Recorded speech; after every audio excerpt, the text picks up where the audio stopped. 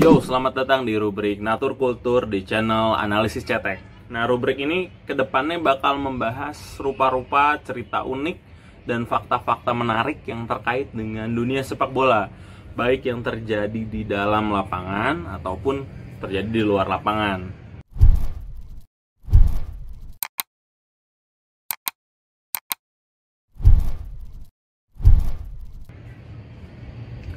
Sepak bola memang menyajikan kisah yang nggak jarang membuat kening kita berkerenyit gitu ya. Terheran-heran karena mungkin takjub oleh keindahan skill yang dipertontonkan oleh seorang pemain gitu ya. Atau juga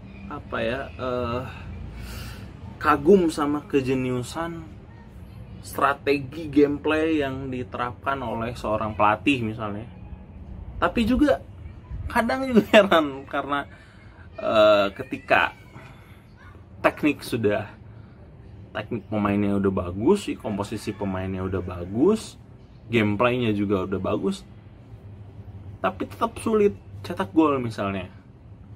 Dan orang jadi ngait-ngaitin itu sama hal-hal yang berbau sama klinik gitu. Nah, ngomongin soal klinik nih, kompetisi profesional Liga Indonesia juga nggak lepas tuh dari soal-soal yang begitu ya. Sedikit cerita, kita flashback ke Liga Indonesia edisi pertama, tepatnya dalam pertandingan semifinal yang mempertemukan antara Persib Bandung dengan Barito Putra. Saat itu Persib tampil dominan. Mereka melakukan serangan 7 hari 7 malam lah kalau kata seorang komentator gitu ya, dari flank kanan kiri gitu ya, udah digempur banget nih. Kenapa? Salah satunya karena Barito Putra itu hanya bermain dengan 10 pemain sejak menit ke 34. Kebayang tuh, pertandingan menjadi kurang seimbang lah gitu. Nah, tapi udah diserang sedemikian rupa dan shot on goal itu banyak banget, shot on target juga banyak gitu, tetap nggak gol. Yudi Guntara dalam satu kutipan wawancara yang saya baca ya di Indosport gitu, dia menuturkan kalau sulitnya menembus gawang Barito itu kayak di luar logika dia gitu. Dia orang yang nggak percaya sama apa yang begitu gitu sama klinik gitu. Tapi waktu itu dia percaya kalau kayak ini ada apa-apanya nih, pasti nih di gawang Barito nih sulit banget ngegolin gitu. Kayak dia bilang bola yang harusnya tuh masuk ke gawang gitu, misalnya udah sudutnya udah tepat gitu, tiba-tiba melenceng gitu. Padahal angin juga nggak gede-gede juga, dan emangnya bolanya kayak bola bola plastik gitu yang dimainin kayak kita waktu SD gitu, yang tiba-tiba bisa kayak tendangan Tsubasa yang gitu. Enggak. Jadi di luar nalar dia lah waktu itu.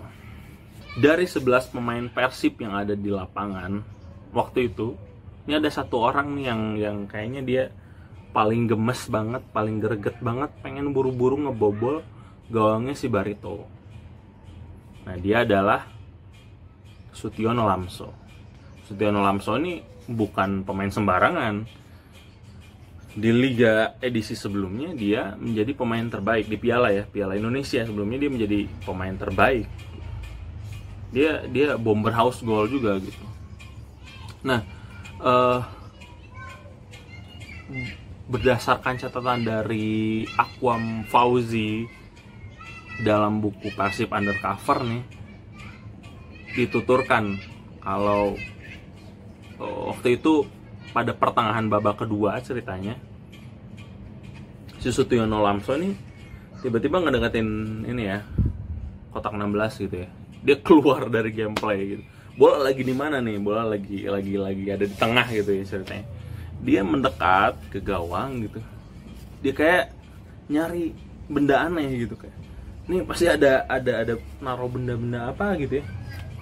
Tapi saya nggak tahu ya alam pikirnya si Sutiono ini seperti apa gitu waktu itu. Apa dia emang langsung mikir ngaitin itu dengan benda klinik atau gimana, nggak tahu. Tapi yang jelas kata si Aquam tuh, Sutiono ini menemukan sebutir telur yang tergeletak di salah satu jala, di bawah jala gawangnya Barito yang dijaga oleh si Dila Abdillah.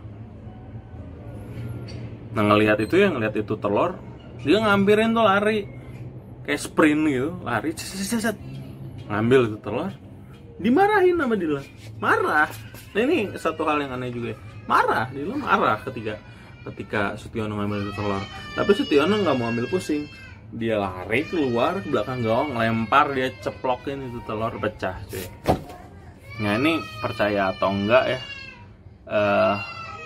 abis Sutiono ngambil itu telur, nggak lama kemudian ya, beberapa menit ya, kurang tahu pastinya menit keberapa, Persib cetak gol lewat sundulan dari Keke Zakaria.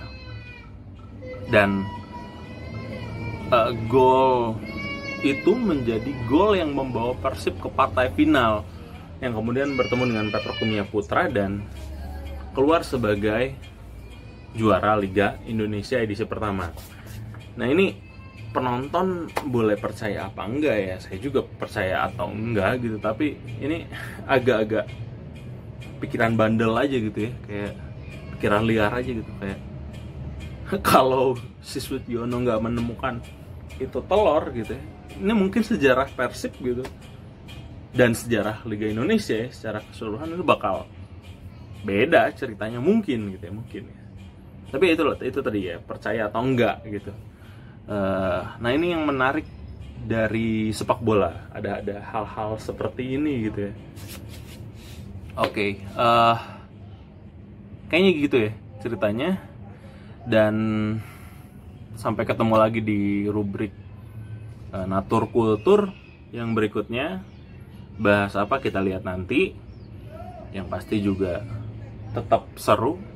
Ini ada suara anak kecil nangis di tetangga ya, sebelah, jadi agak keganggu, sorry. Kalau kalian suka channelnya, klik like, subscribe, dan boleh komentar, kasih masukan, cerita-cerita unik apa yang kalian punya gitu, insight apa yang kalian punya, dan mungkin kita bisa cari sama-sama dan kita ceritain di rubrik ini.